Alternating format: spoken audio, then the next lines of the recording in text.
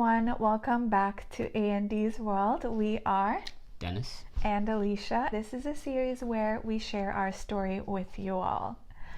So today's story session is going to be a little bit different. I do want to start off by saying that whatever we share, it is not our intention to say that we are right and everybody else is wrong. We're just simply sharing our story, and if we were to go back and repeat everything, then we would 100% do some things differently. Just to reiterate, we're not claiming to be an authority on anything. Mm-hmm. These are things that we've learned in the past, we know today, and we're sharing those with you in the hope that it helps someone. It gives someone the courage, it gives someone more tools in their toolbox to navigate these waters.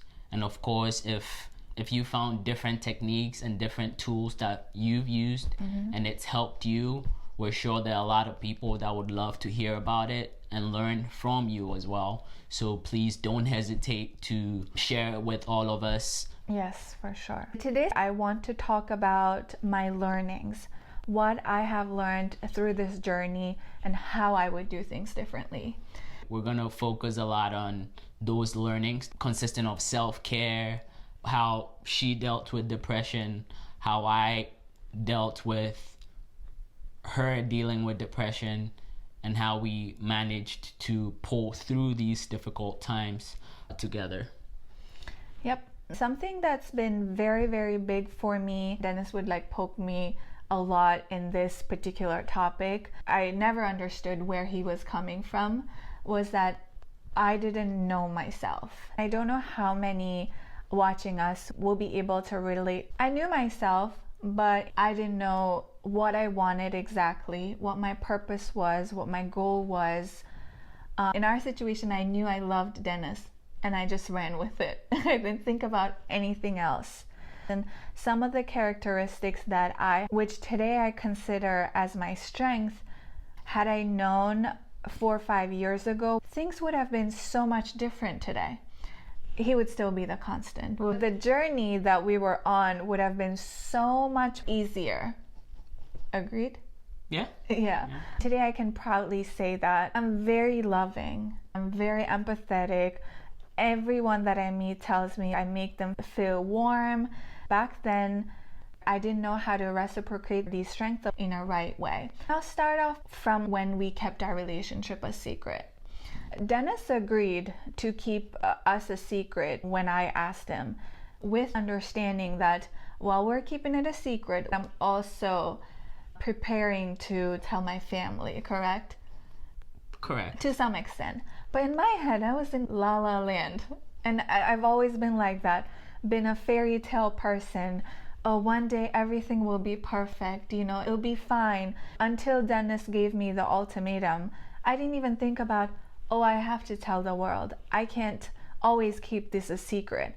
I didn't think about it. He had given me enough time. So in these months, had I planned or had I slowly brought in statements or in conversations, given hints here and there, things would have been probably much easier. I should have been able to navigate a much easier way than how it actually became. That makes sense? Well, back then I was in denial. I thought I was just sad because of whatever was going on.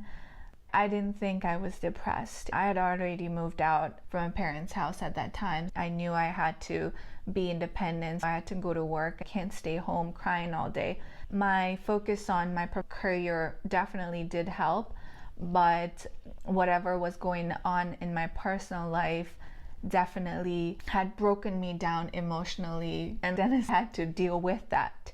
Honestly, we were still very new to each other. Although we had been dating for a few months now, and all of a sudden he had to deal with my emotional traumas that I've been dealing with since my childhood. What did you think about it? Was it too much? It was definitely too much, but I had my own ways of dealing with life, so I could easily brush those things off and focus on solutions, focus on finding a way through these hard times. And what helped was the power of positive thought and positive thinking. Another thing that helped was the community that I had around me that supported me and gave me tremendous advice. So thanks to the community, thanks to mentorship, thanks to my own belief in self-care and routines, I was able to focus on her and try to help her deal with her world coming apart. Yep. That is another statement Dennis always told me. He was always like, Alisha, you need to take care of yourself. Alisha, you need to figure out what you want to do, you know, what your goals are, what your purpose is. You need to take care of yourself. And I didn't understand what he was talking about. I'm like, Dennis, I wake up, I do my things, I go to work. What more do I need to do? I didn't get it. And that's what most of our arguments used to be about as well. Today I understand that. Not most. A portion, yes. Yes. But I think the most arguments and fight we had was you dwelling in that negative space. Yes. And blaming the whole world for your situation instead of looking internally and seeing how you could solve those problems for yourself. Agreed. Yes, agreed. My focus was always on, oh, I need to do this for this person. So again, always on the external, or this person said that, or this person did this, and things like that, instead of me internalizing and thinking how I can work on this to make myself better and make our relationship better. So Dennis would tell me, take care of yourself. And in my head, why is Dennis asking me to be selfish? You know, what am I supposed to do? He said, focus on yourself. And I was like, I thought that would be like very selfish of me. Still selfish of you, because you were, in your head, you were blaming everyone else, but not taking any responsibility for the situation you were in. So you couldn't wrap your head around why I was asking you to take care of yourself and be selfish in that way. Yeah. Your reasoning of selfish had to do with like positive connotation versus my reasoning of selfish had the negative connotation. And today I understand you have to be selfish in order to be selfless. She just dropped the bomb. You have to be selfish to be able to be selfless. That's a proud smile.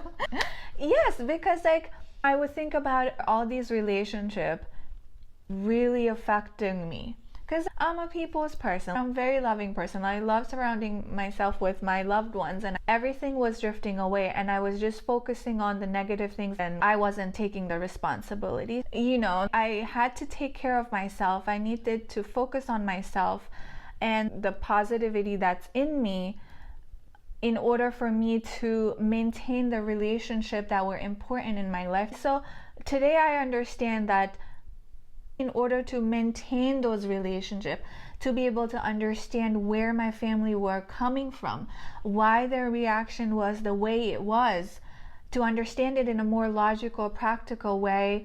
I wish I knew this 5 years ago. Things would have been so much easier for us, for our families, for our mental well-being. Because I didn't even try to understand. I just thought, why are they being so negative? Why aren't they understanding me? But I never questioned, am I understanding them? Am I thinking from their perspective? I already moved out. The easiest thing for me to do was block everybody. And that's what I did. And that is something you do not want to do. What? It's okay to block people, but it has to come from a place of healing. Yes. Right? Yes. That was lacking. Yeah. So we're not saying that don't feel sad. We're not saying that don't cry, right? Definitely cry your heart out. Feel sad, because it's not fun. It's not easy, right? Do all those things.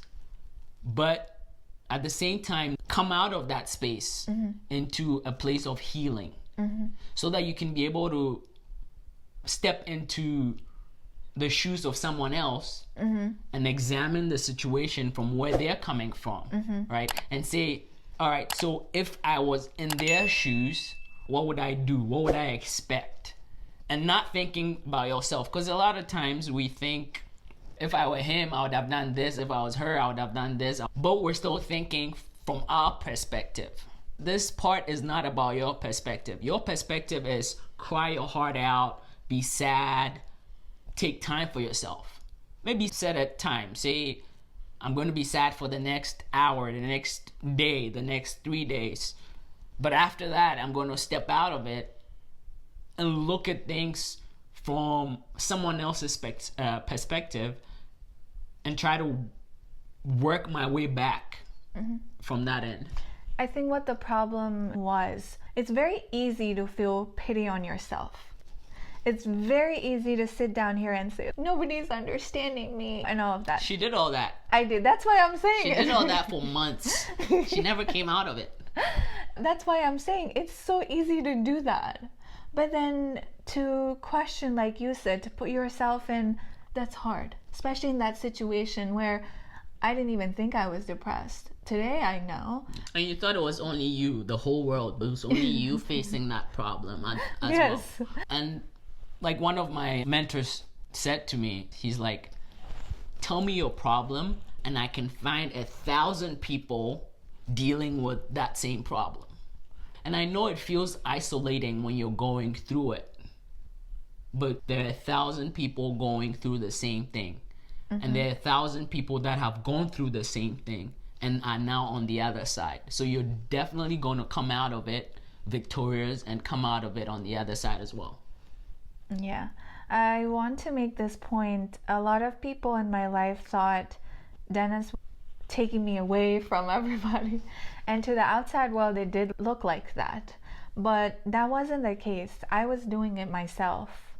And probably out of everybody who were angry at me, upset at me, Dennis was probably the most upset at me by the way I handled things. But obviously we were together. He saw what I was going through, so he stood by me. He was my rock. He was there. His presence was there. His positive energy was there. But he didn't make things easy. He didn't baby me. If I'm crying, he would let me cry. I mean, there was times he would console me and things like that, but he made things difficult for me, and that was the reason I had to force myself to work on myself. Had Dennis been like, oh my baby, don't cry, like I'm here, but it would have taken much longer for me to realize and think that I need help. Even our relationship was being hampered. Our relationship was hurting. Not just our relationship. There were a lot of dreams I had. There were a lot of things that I held dear to me that suffered because of this. There were a lot of things that I wanted for myself, for my family, for my future kids that suffered during these times because of it. I know you never like verbally mentioned, but I know because we talked a lot about your dreams and all of that. Yeah. I'm sorry. So during this time, a lot of dreams I had, I couldn't give myself 100% to it because I was expending a lot of energy here. One thing that got me through it was coaching. I loved my girls. I loved coaching my girls. I had so many soccer football teams that I was coaching, and that kept me going. But at the same time, my girls suffered because I wasn't giving them my best. And this part you didn't know. It hurt me a lot because I wasn't giving them my best. Sometimes I'll let my frustrations show. You know, today I go back and think I could have done so much better for them. And they loved me to the max, and I still love them to the max, right? But at the same time, because of this, because of all the friction that was going on, and the energy you were putting in, I wasn't there for them 100%. I don't want to cry today. I'm not going to cry today. But a lot of things got delayed. A lot of plans that we had to be put on hold because I was going through this. Many people still ask me why I'm with Dennis. Here you go. This is the reason. I still have a little bit of that fairy tale in me. But a little bit? Now it's in a balanced way. Not yet. Yes, I agree. I'm still a work in progress. I'm at a much better place, but I'm not close to where I want to be. But I am at a work in progress, and I'll continue to work on myself every single day. Yeah, I do want to talk about our families, right? And talk about, and maybe it relates to your family as well. Going through these things with them, you feel like they don't love you, they don't understand you. But I want you to know the only reason why they are heartbroken is because of that love they have for you. It's because they had a vision for you, they had a goal for your life. And this wasn't it. If there was 1,000 ways they could write the way their goals for you to go wrong, this wouldn't be on the list. So you destroyed everything. And that's what you have to understand.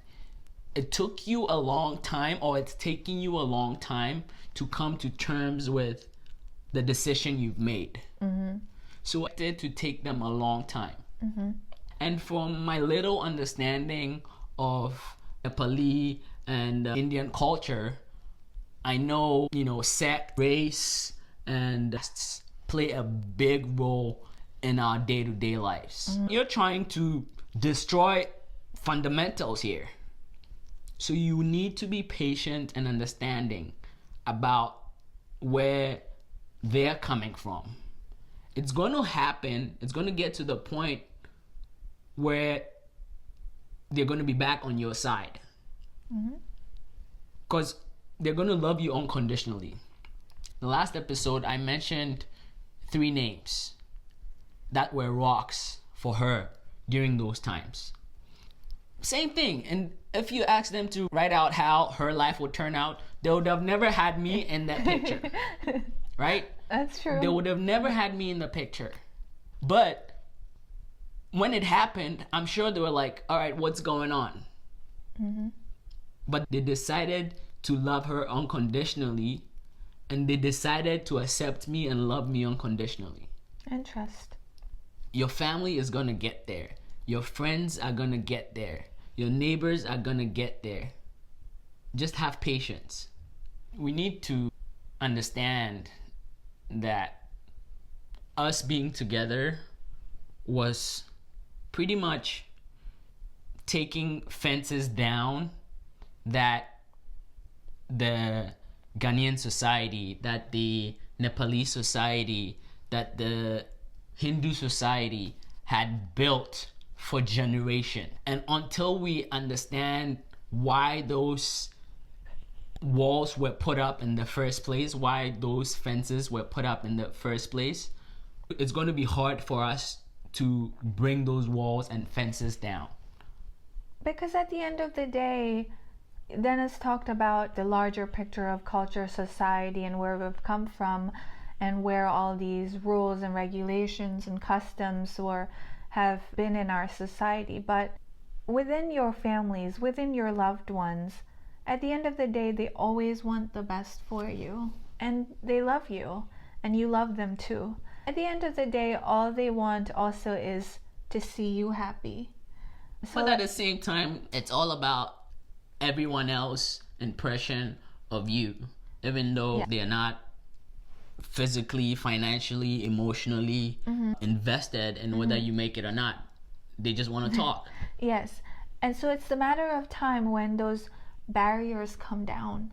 So if it took you a year, expect it to take your family 5 years. If it took you 5 years, expect it to take your family 25 years. If you have that perspective, it's easier for you to deal with it, I feel like. Yes. And obviously, depending on how culturally restrictive your family is. Like, growing up, my mom is my best friend. I've never, except for hiding about Denis, I've never had any secrets from her. Let me make those mistakes so that I could learn from them. She was always there to guide me. So the barriers and the time it'll take does depend on how culturally restrictive your family is. But like Denis said, they're gonna come around. They are. And you just have to understand them, put yourself in their shoes, work on yourself, work on self-care, work on understanding what you want and understand them.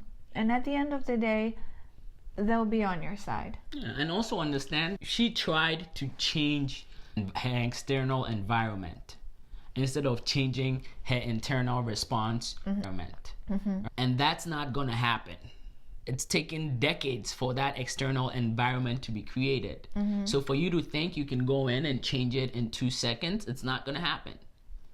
So instead, try to change your internal response to your external environment. So if something happens, don't react. Instead, you want to act. You want to take the time, understand, and act to your environment. That way you're in control and you're not giving them the control by reacting to every single person that comes at you or every single thing that's said towards you. That was some heavy statements. No, I'm saying it does take a few times to understand Dennis's thought process. So make sure you watch it and repeat so you'll grasp everything. So my understanding of a relationship, companionship, partnership, I love you wholeheartedly. You love me wholeheartedly. And that's it. Love is a feeling. It's a feeling. Without understanding or thinking, do I love myself? For me, it was important for me to love Dennis than to love myself. Any relationship that I share, like it was important for me to wholeheartedly give all my love to that person and expect the same. But I never thought about loving myself. And I think that was probably one of my most toxic traits. And that's how a lot of my relationships suffered. The whole experience that Dennis just shared about, him pouring into me, because I was sucking. Yes. Yes. I was like, because I constantly. Feels like a vacuum. Yes, I was constantly, oh, I need love. I want to be loved. Just that. Without thinking, this void that I'm feeling, this love that I'm wanting, has to come from me to myself first before I ask anybody else to love me.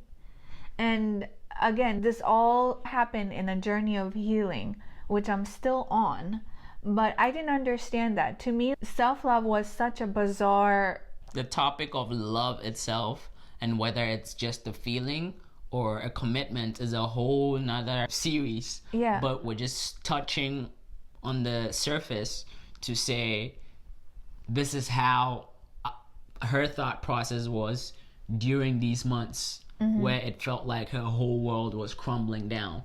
Yeah, I also want to touch upon this, that it's not your partner's responsibility to feel any void you have in your life. You need to do that yourself. If you keep asking your partner to feel that void for you, then you're sucking the energy out of them. Just like how I did with Dennis. That's why he wasn't able to focus on all these different areas in his life that made him happy. He would come home to me and I would basically drive him crazy. That was one of the reasons why our relationship suffered so much.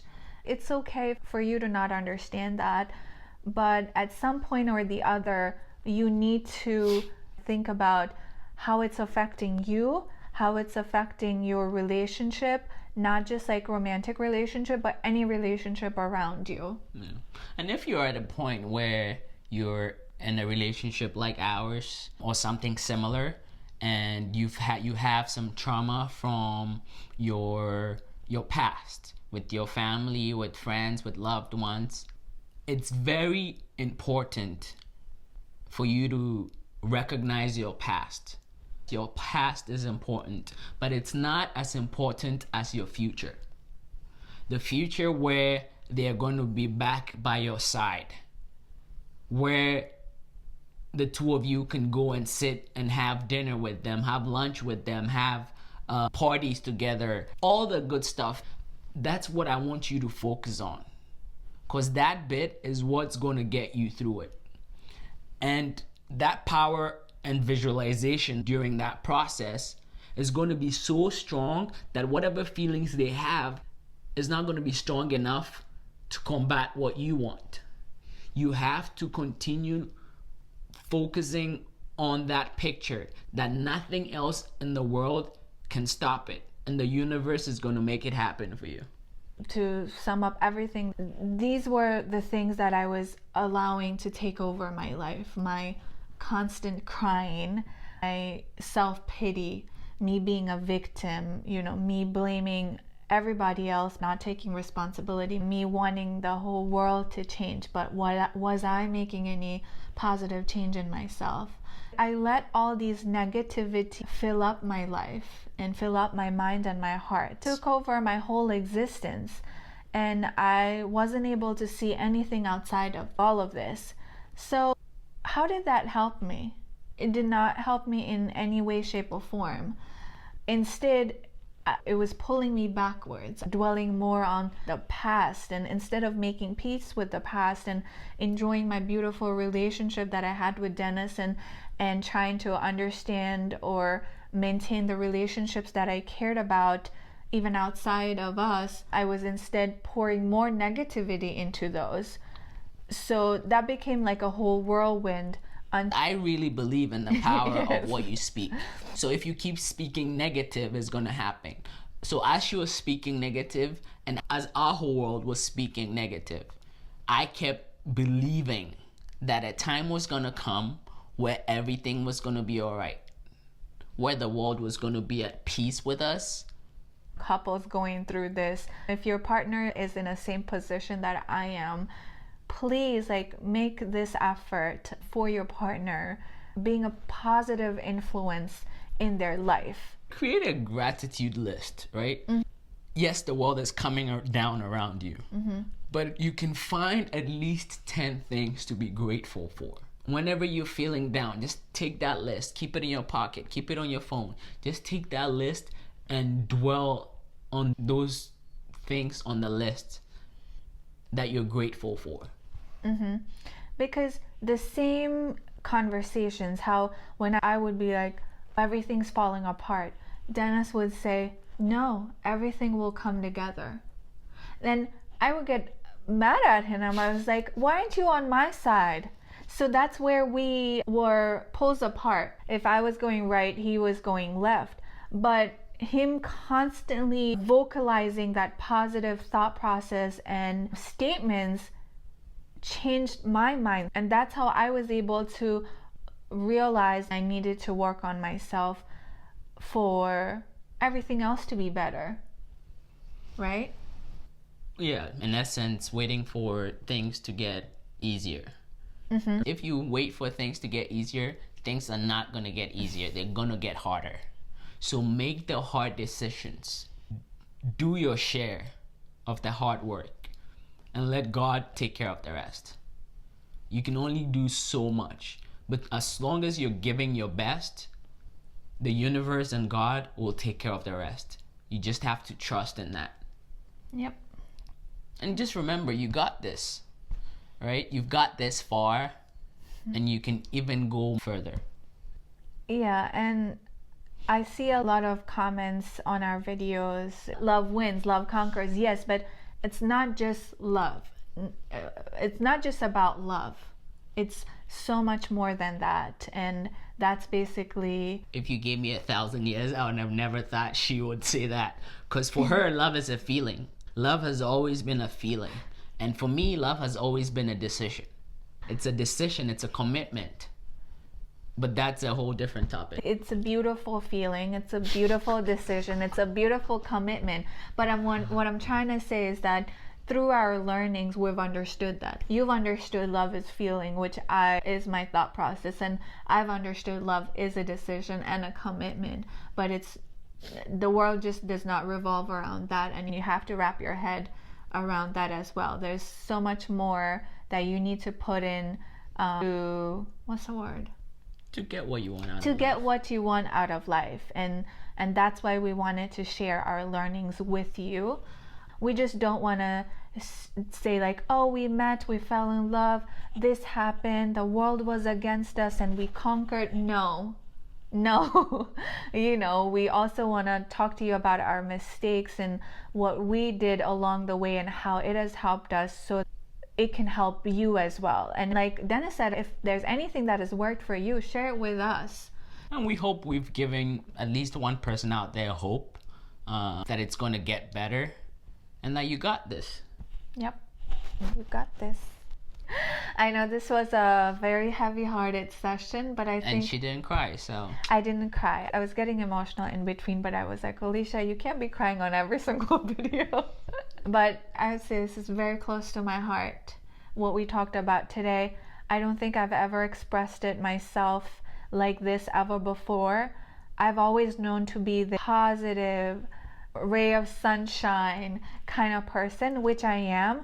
But I have had my own fair share of hardship and difficulties, which I just shared with you. But again, thank you all so much for all the love that you pour into us. We're truly very appreciative. Yeah, if you want us to answer any other questions, leave it in the comments or in our DMs. I'll let Dennis wrap it up.